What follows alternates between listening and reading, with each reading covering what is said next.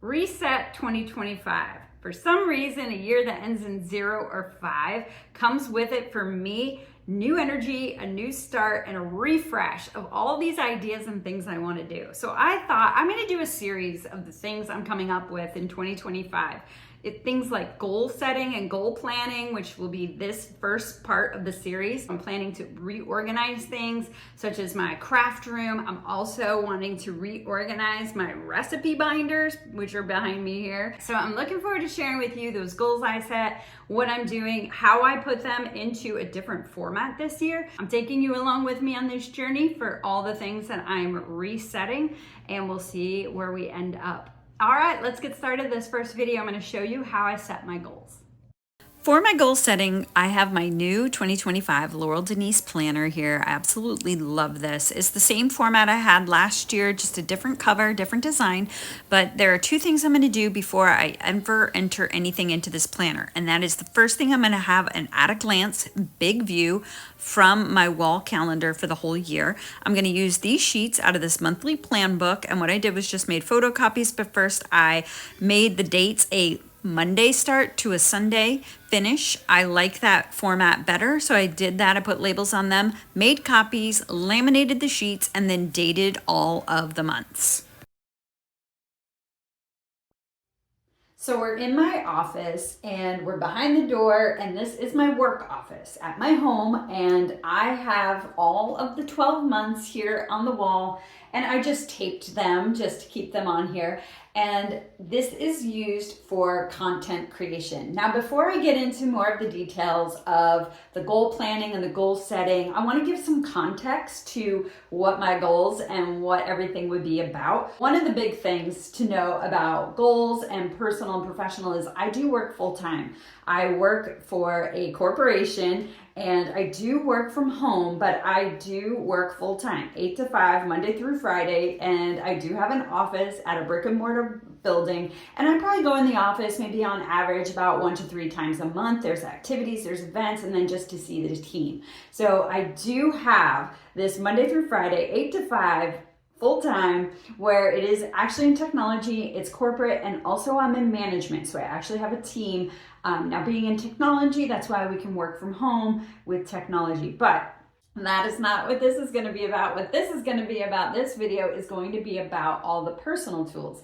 And this is probably why both lives are separate, because in my day job, 8 to 5, I'm on the computer all day long. And so when it's personal time, I want to do things in more of a physical way. That's why I have a physical planner. My crafts and my creative outlets are all hands-on, physical, cooking, crafting, card making, scrapbooking. They're all very hands-on physical. So that makes sense. I have a divide. Professional is the digital formats, and then personal is all physical formats. Okay, so speaking of physical format, this is for content creation. So in my personal life, you're watching it now on YouTube, I am a YouTube creator. And so I have so many ideas. I'm not short on ideas, I'm only short on time. So I like to, first of all, I like to see everything here at a glance. And then I specifically work a quarter at a time. Now I do that both professionally and personally. I work a quarter at a time. That's usually as far out as I go. Now mind you, there of course are yearly goals, which I have on both professional and personal. But for me, when it comes to goal setting, when it comes to actual execution, I'm usually looking at a 3-month period. And I'm usually very specifically looking at a month at a time. We'll get into that when we get into the planner, but let's get back to this content creation. I put little sticky notes. These are Laurel Denise sticky notes. I put those all throughout because, as I was mentioning, there are different seasons for content. There are different events. There are holidays. There are all those things I have to factor in when I'm thinking about my content. And I want to be ahead of it because you have to be ahead of the actual event. So this is what is perfect for me. As you can see, it's very heavy the first 3 months. So that makes sense, 3 months at a time. But this is what I use that for. So I love this. All right, the other thing I have that works with this is an insert from Laurel Denise. This is actually goal planning, but I just stuck my little Post-it notes for what content I'm thinking about doing in that month. So it's kind of like a holding spot, if you will. And I just keep that up here with all of my markers and everything. And I think I've showed those before, but these are my wet erase markers that I use on here. All right, so now you know what I do for content and what I do with this wall calendar. Now let's get back to the actual physical Laurel Denise planner that I use every single day. Another thing I did before I ever went into my Laurel Denise planner was to create a brain dump. I put on this sheet of paper every single thing I could think of, projects, goals, tasks, everything that was in my mind that I knew I wanted to accomplish or wanted to just have in front of me. And I even put a key here, P for project, T for task, G for goal. And these are the things I wanted to focus on. And then I'm going to transfer that into my Laurel Denise planner. This way I have it nice and neat in the planner, and where this was just my messy brain dump sheet. Also included in this brain dump are those things that I didn't accomplish in 2024, which actually were very few. Because I stuck to my planner and my goals, I achieved 90% of them, and I think the planner really was the key for that. Now let's go into the planner with that brain dump, and I'll show you where I put all that information. So here on these first 2 pages is where I reference and I look at this daily. So on the left here are all the holidays, and I do put what days I'm off of work. I also plan the PTO time I'm going to take with this calendar here. It has each month listed out, and then it has a section for goals and a section for things to remember. So I do put the things I want to focus on that month personally, and the dates to remember as well. I put those in there. Now, this is the page I look at every day, and this is where the brain dump now lives. The brain dump is now split out into 3 columns, and I put the projects, the tasks, and the goals. And from that brain dump, I put it in the column it corresponds with. So let's talk about what each of these are. The projects are those things that are going to take a little longer, and they may take a couple months at a time, or they may need to be broken down into smaller steps. That's what these projects are. A lot of them are creative and or reorganizing something or finding a new process for something. That's what my projects are. There are certain things here specific to scrapbooking. Project Life is scrapbooking, and I am in a end of my scrapbooking era. So this is a transition year for that scrapbooking. You'll see that in future videos. I'm kind of teasing it at this point, but that's what some of those projects are. Tasks are more like chores and errands, those things that you have to do that are on your list. They're easy to do, but they just take up time, and you have to fit them in with your normal schedule. And some of them take time during the work schedule. They are Monday through Friday, like calling the doctor or ordering or scheduling or getting a prescription in, or, doing certain things that may require it to be during the week. So I have to think about like lunch hours and whatnot, but those are tasks. Those are easy to accomplish, but they do require me to put them in front of me because I love to mark things off a list. So if I have it on the list, it's more likely to get done. I don't like when I do something and I forgot to put it on the list, because I am so big on the satisfaction of circling it in, Xing it off, whatever I have to do says that I accomplished it. And so whenever I do something and I don't have that opportunity to take it off the list, I get kind of upset. So I like to put everything on the list. Okay. Goals are those real big things. Those are also dreams. Those are things that may not even happen this year. I'm just putting it in front of me. So if these didn't happen, I would be okay as long as I got a lot of projects and tasks done. But these are kind of wish list items, and also like trips and things that I really want to do this year. But if we have to push it out, that's okay.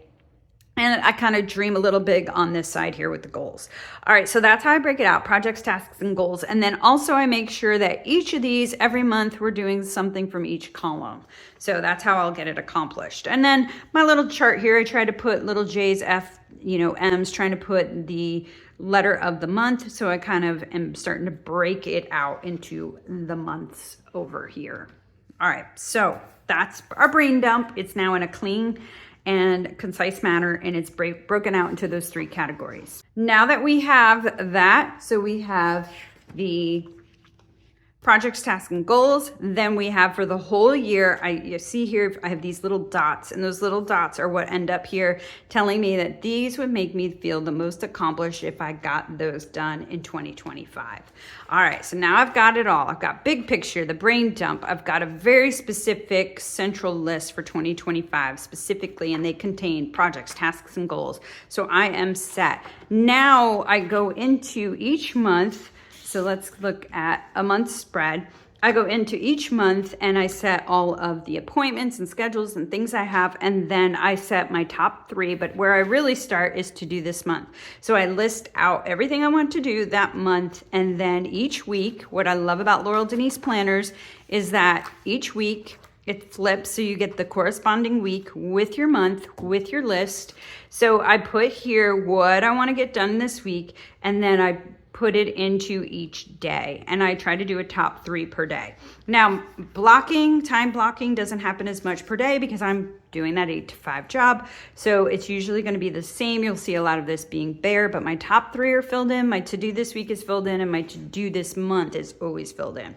So if we flip to February, you can see I have yet to plan the month because I do this the first day of the month, and that's when I plan it. That's when I pull over anything I didn't achieve for that last month. I pull it over to do this month, and I started to do that. Then I start breaking it down into weeks and then days. So that's exactly how I plan. And it's very funny because when a friend saw this, she asked me, "You don't plan your planner out for the whole year?" And no, I actually don't. I stay very focused to the month at hand. And I try to accomplish all I can in that month. If I start looking into other months and planning other months, I start pushing things out into those months. If you tell me I have more time, I'm going to use that time. And so I like to put that deadline on to me.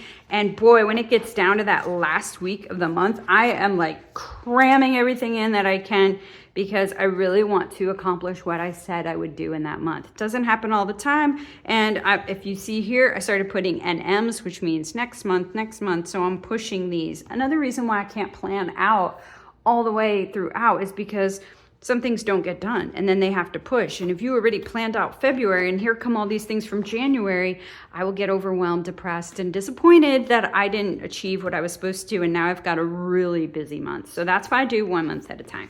All right, that is it. That is my planner. Everything is in here. My goals are set. I have a plan month to month, week to week, and every day with my top 3.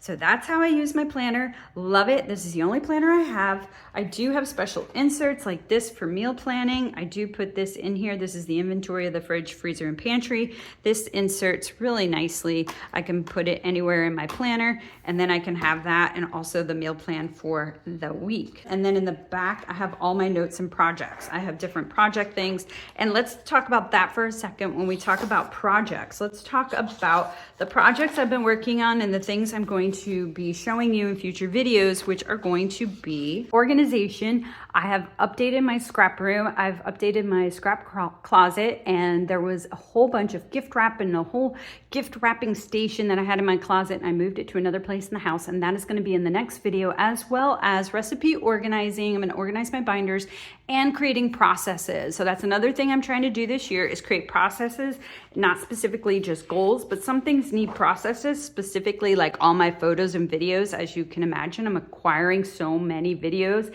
on my devices and need a system for this process. So I am going to have that put in place. And there might be other things that need a process, but we'll continue to look through it, and that'll be for on future videos. I would love to hear what you're inspired by this year, and if you have new projects that you're working on, be sure to comment them below and we can share together. Thank you so much for watching. I appreciate it. I'll see you on the next video.